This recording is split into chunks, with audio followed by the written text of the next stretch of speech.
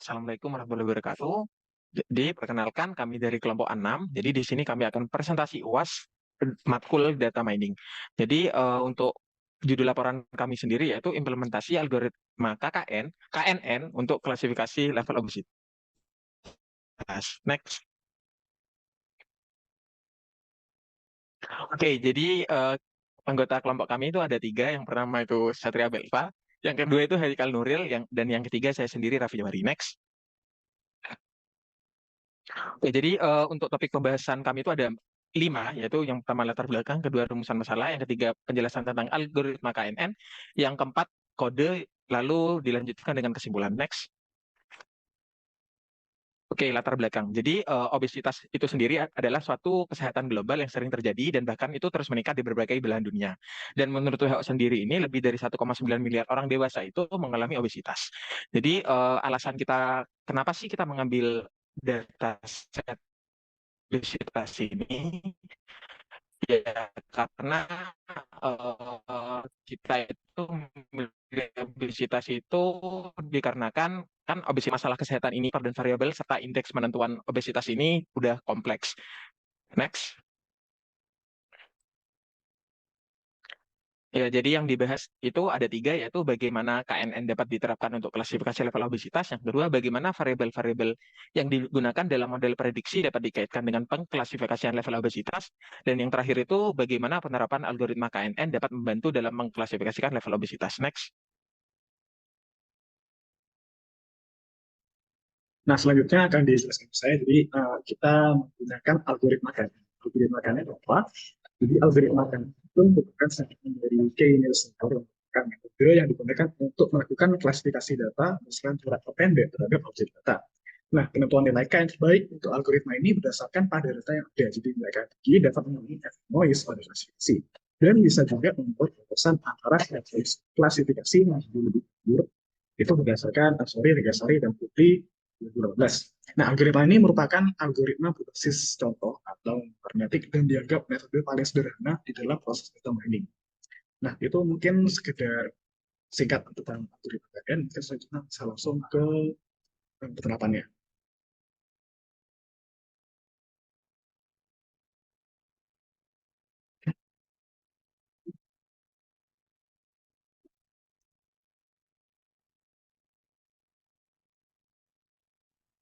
Oke, jadi di sini adalah penjelasan terkait codingan kita. Nah, untuk melakukan pemrosesan data, nah, kita di sini melakukan preprocessing. Nah, pertama kita perlu melakukan pemanggilan dataset kita, yaitu obesitas.csv. Nah, lalu di sini kita menampilkan data tersebut untuk 20 data pertama. Nah, dapat dilihat di situ terdapat sekali banyak kolom-kolom, ada age, gender, age, weight, dan lainnya, hingga no bias date. Nah, lalu lanjut. Nah, di sini kita memasuki pre-processing, di mana kita mengecek apakah ada data yang nol. Nah, setelah dicek ternyata tidak ada data yang nol. Lalu kita cek apakah ada data yang none atau not a number. Nah, di situ tidak ada juga. Nah, lalu kita melakukan pencarian outlier. Nah, di sini kita menggunakan describe. Nah, di sini dapat dilihat ada mean, standar deviasi, nilai minimum, kuartil pertama, 2, 3, hingga keempat. Nah, dapat dilihat angka-angkanya normal, tidak ada yang minus. Jadi itu adalah tidak adanya outlier. Nah, lalu selanjutnya adalah pelabelan mengubah yang string menjadi angka menggunakan label encoder. Nah, di sini kita melakukannya agar dataset tersebut dapat kita proses menggunakan algoritma KNN. Nah, oke, lanjut.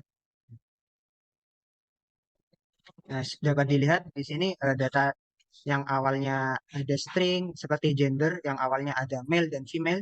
Nah, itu berubah jadi 0101. Nah, oke, lanjut. Oke, di sini kita melakukan pembulatan data karena dilihat itu ada data yang ada sampai 5 di belakang koma. Contohnya itu height dan weight. Nah, oke lanjut. Nah, itu dapat dilihat datanya sudah kita atur hanya mencapai 2 di belakang koma. Nah, lalu di sini kita melakukan, setelah itu kita melakukan heat map untuk mengetahui korelasi antar data. Nah, karena di sini kita ingin menggunakan no Bayes date sebagai target kita, nah jadi kita melihat korelasi antar kolom dengan no Bayes date. Nah, di sini dapat dilihat eh, ada nilai yang minus dan ada nilai yang positif. Nah, untuk penjelasannya mungkin bisa dilihat di heat map-nya. Nah, di sini di heat map ini dapat dilihat sebenarnya ini datanya sama seperti yang tadi, tapi yang tadi itu hanya diambil untuk no Bayes date-nya aja. Nah, jadi di sini bisa dilihat di sebelah kanan sendiri itu ada keterangan skalanya. Nah, apabila minus, berarti itu eh, kolom tersebut tidak memiliki hubungan yang tepat dengan no Bayes date. Nah, sedangkan kalau seperti 0,91 itu berarti memiliki hubungan yang kuat seperti dengan no Bayes date. Oke, lanjut. Oke, selanjutnya karena sudah dilakukan heat map, jadi kita menghapus kolom yang tidak berguna. Oke, lanjut. Nah, lalu di sini kita mengambil data target atau data teksnya. Lalu ada fitur sama dengan data ilog itu adalah data training. Nah, lalu di sini selanjutnya adalah pembagian data training dan data testing. Nah, setelah kita bagi tadi antara data test dan data trainingnya, nah kita masukkan pada ini ya, pembagian data training dan data set. Nah, di sini kita mengatur test size-nya itu 0,3 sehingga training size-nya itu 0,7. Nah, jadi dapat dilihat itu adalah jumlah data training dan jumlah data testing kita. Nah, lalu selanjutnya adalah kita mencari nilai K terbaik. Nah, jadi di sini kita menggunakan perulangan dan dilihat dari K1 sampai 101 atau 100. Nah, di sini dapat dilihat nilai K terbaik ada pada 0,3. Nah, kenapa kok tidak mengambil angka 1? Karena angka 1 itu menurut kami masih kurang relevan karena membandingkan hasil dengan satu tanggal saja. Oke, lanjut. Nah, selanjutnya di sini kita melakukan pengecekan, ada pengecekan performa klasifikasi, ada akurasi yang merupakan rasio prediksi benar dengan keseluruhan data, ada precision ya, yang mana rasio prediksi benar positif dibandingkan dengan keseluruhan hasil diprediksi positif. Nah, lalu ada recall, yang mana itu rasio prediksi benar positif dibandingkan dengan keseluruhan data yang benar positif. Nah, lalu ada F1 score yang merupakan perbandingan rata-rata prediksi, presisi dan recall yang dibobotkan. Oke, lanjut.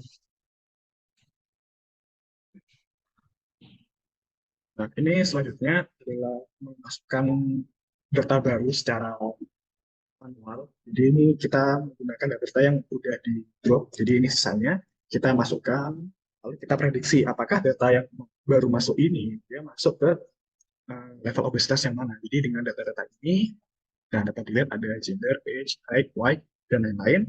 Terus kita bukan klasifikasi juga, ternyata dia setelah diatur, setelah dicek, dia masuk ke obesity tipe 1.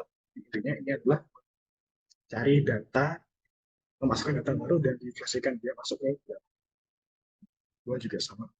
Nah, mungkin sekian dari presentasi kami. Kurang lebih maaf. Wassalamualaikum warahmatullahi wabarakatuh.